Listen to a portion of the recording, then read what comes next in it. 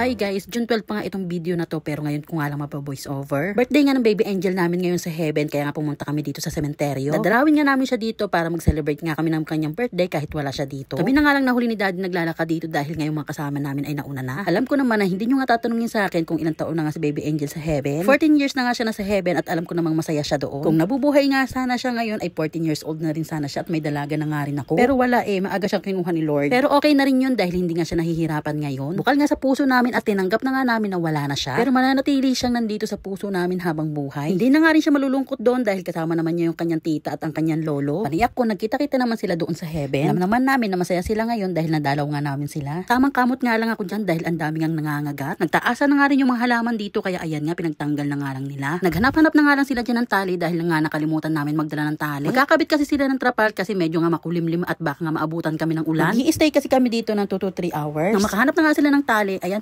pinagtulungan na nga nila ikabit. Kaso nga lang sa hindi inaasahang pagkakataon bigla nga naputol yung tali. Masyado na kasing marupok yung tali sa init at ulan ba naman. Tayo nga mga tao nagiging marupok pa minsan-minsan tali pa kaya. Hoy, aminin mo na, alam kong hindi ka makakailan. Aminin man natin sa hindi, sa ganitong bagay talaga maaasahan yung mga boys. Sinilang kasi sila nakakambal ang maparaan sa kanilang buong pagkatao. Kaya nga maaasahan yung mga kalalakihan sa outside world. Outside world? Tapos yung mga kababaihan noon sa loob lang ng bahay nagtatrabaho. Pero sa panahon ngayon, kayang-kaya na ng mga kababaihan kung ano yung mga kaya ng kalalakihan. Natuto na lang talaga maging maparaan ng mga kababaihan ngayon dahil sobrang hirap talaga ng buhay natin ngayon. Sa panahon kasi ngayon hindi na uso ang mag-inarte. Ang uso na kasi ngayon ay yung marunong ka dapat dumiskarte. Kaya salute sa mga single mom, single dad na kayang itaguyod yung kanilang mga anak kahit napakahirap ng buhay ngayon. Dumaan na nga rin pala ako dito sa bahay ng aking best friend. Tamang kwentuhan lang dahil na-miss ko talaga siya. Sa kanya lang kasi ako nag-o-open ng mga kadramahan ko sa buhay. At syempre dahil best friend ko nga siya, hindi niya nilalabas yung mga kaartihan ko sa buhay.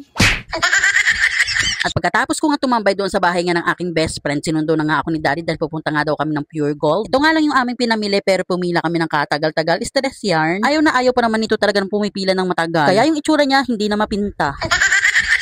Pagdating nga namin dito sa birthdayhan nga ay talaga namang itong kapatid ko ay nakasimangot na dahil sobrang tagal nga daw namin. Nang makita nga kami ng kumpare naming may birthday, agad naman siyang lumapit sa amin. Agad naman namin siyang binati ng happy birthday, Uboy. Napakasimpleng tao nga niyan pero sobrang galing talaga gumawa niya ng motor. Mapapabilib ka talaga sa kakayahan niya. Nakakatuwa talaga kapag may handaan sa kanila. Ang dami nilang nilalatag ng food sa amin. Tapos grabe, alam niyo ba yung misis ni Uboy? Sobrang asikaso niya kami. Talagang nilalatagan niya kami ng masasarap at maraming pagkain. Kaya naman shout out sa'yo, Dudeng. Maraming salamat sa food. At syempre pagkatapos nga namin kumain, nag-shot puno na nga kami dahil ayan nga yung pang finale. Kung nakikita nyo nga maraming dumadaan dahil nga nasa gilid kami ng kalsada. Wala na lang sa amin yan dahil sanay na nga kami dahil dito naman talaga kami nagiinom. So ayun lang, thanks for watching, bye!